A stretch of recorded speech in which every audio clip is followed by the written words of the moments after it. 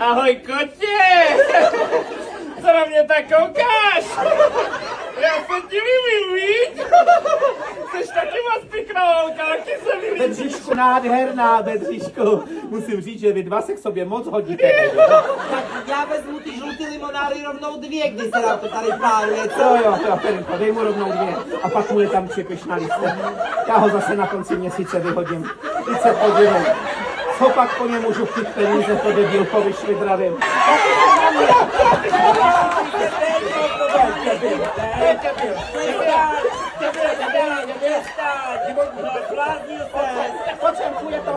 Podívej se, on se normálně připustil.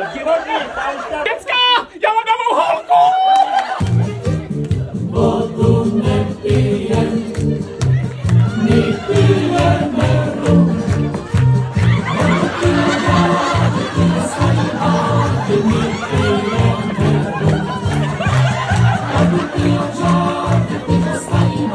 Hele, jeden párek na tácek to máme za 90, jo.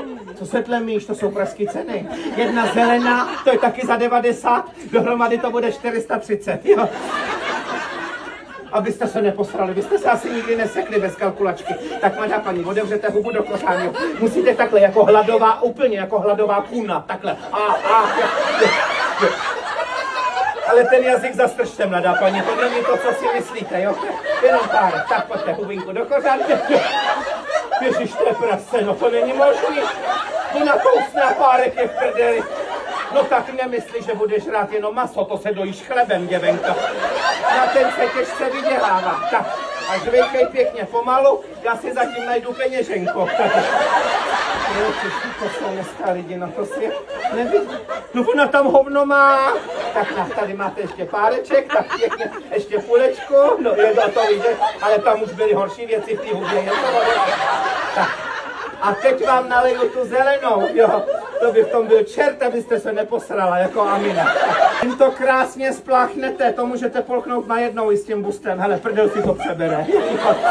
Tak, mladá paní, tady jedna zelenkavá, kopněte to tam, to je vynikající. Žádný Ježíš nesrmě, nebo ti taky naleju. To chutná jako ústní voda, to je vynikající. No Ježíš, ty grinde.